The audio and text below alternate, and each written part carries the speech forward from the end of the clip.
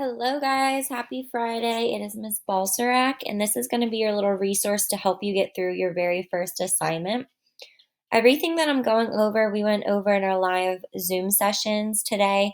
However, if you weren't able to make the Zoom, or if you forgot some of the things that we talked about in our lesson, this video is going to be for you to kind of go through, and I'm going to kind of reteach what we went over so that it can help you out when you go to do your Shrouded in Myth assignment. So this is our very first lesson. What we went ahead and did was we did our quick write. Remember, our quick write is exactly what it sounds like. We are writing things down quickly, kind of brainstorming and jotting down our first ideas, our thoughts, maybe some questions we have about what we see, and things like that. When we're doing our quick write, it does not need to be in complete sentences. You can just jot down words. It could be in a list. And when you're doing it, you don't need to worry about your grammar, if that is correct, and you don't need to worry about your spelling. Just kind of quickly write all of your ideas.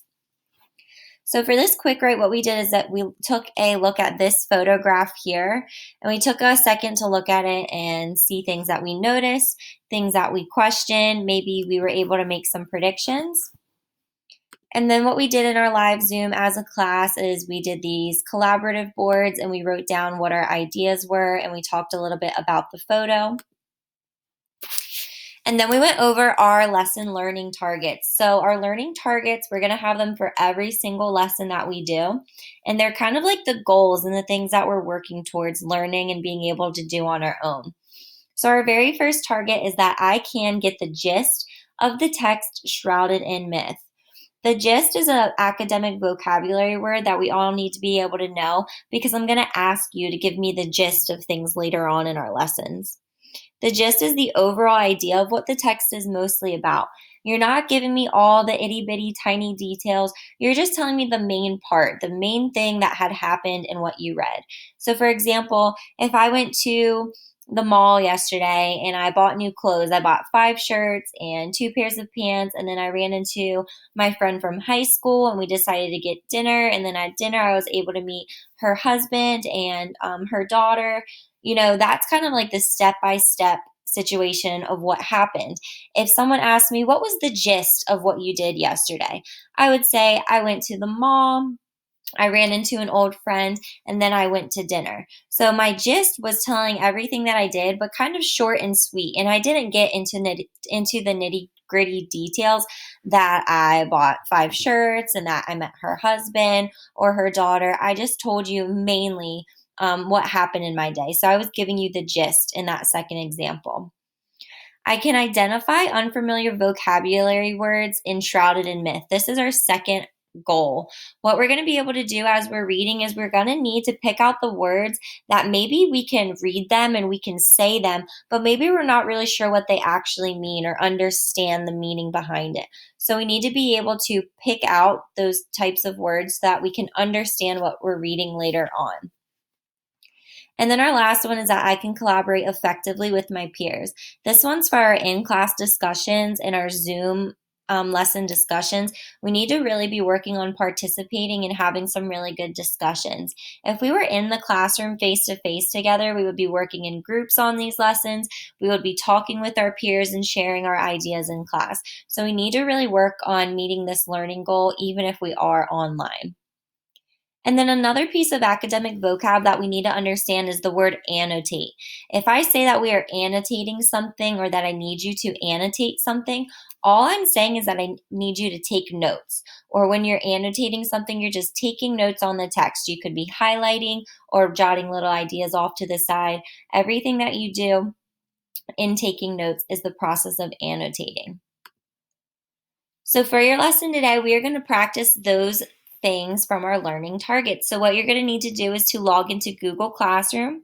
So if I go into Google Classroom, I'll go into Miss Balsarac's ELA and Social Studies class.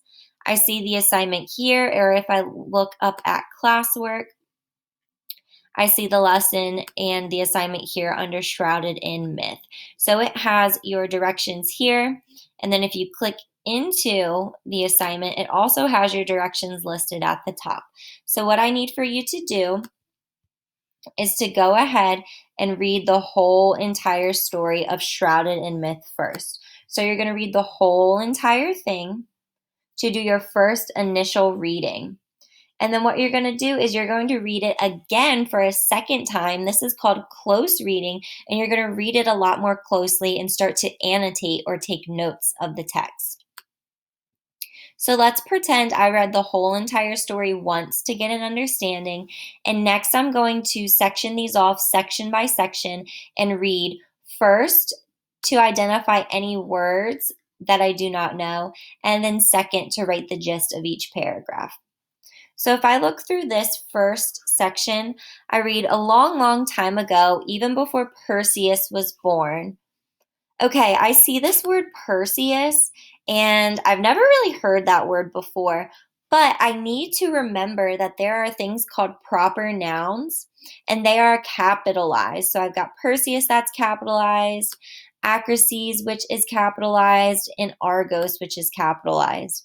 With proper nouns, I need to remember that they are capitalized because they are either a person or a place. So there isn't a meaning behind Perseus that I don't understand. It's just telling me that it is a proper noun because it's capitalized and it is the name of a person. So I don't need to highlight this.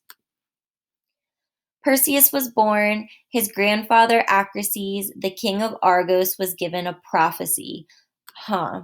I've heard this word prophecy before, but I'm not exactly sure what it means. So I'm going to go ahead and take my cursor, drag it across, and then to highlight it, I'm going to look at this button up here.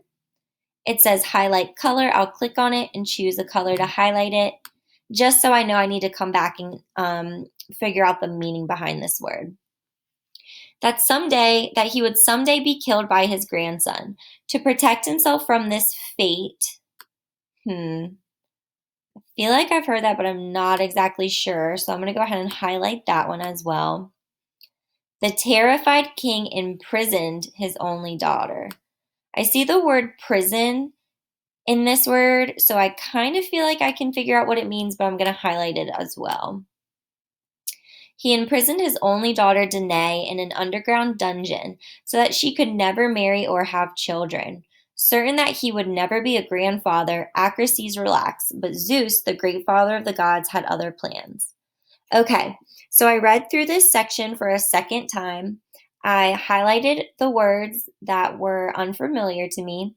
And now what I need to do is get the gist. Remember, the gist is just what is mainly going on. So after I read this whole section, I feel like the main thing that was going on was that it was talking about the king.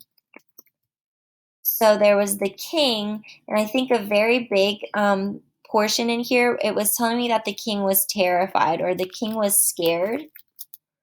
And he was scared because it was saying that someday he would be killed by his grandson. And so what he did was that he locked his daughter away. So the king was scared, so he locked his only daughter away.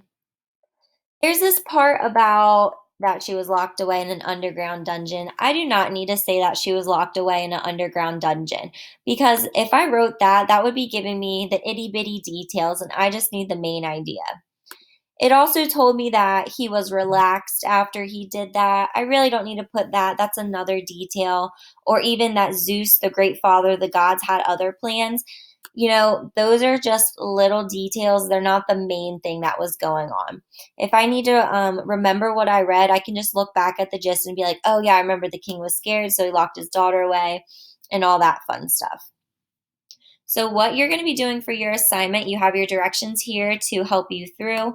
What you're going to be doing is doing the rest of the story. So you're going to read, highlight words that you do not know, and then you're going to give me the gist. The gist should only be up to a sentence, maybe two sentences long, because you're just telling me what mainly happened, what was a part of the main event for each paragraph. And then when you're done, you need to make sure that you turn it in or you submit it so that I can see it for a grade. And this is due Monday before your Zoom with me. So my homeroom needs to have this done before 9:30. And then Mrs. Knott's homeroom needs to have this done before 1:45, because this assignment here is going to take us into our next lesson, lesson 2, on Monday. If you guys have any questions, please shoot me an email. And make sure you can always reference back to this video and my example to help you as you're doing your assignment. All right.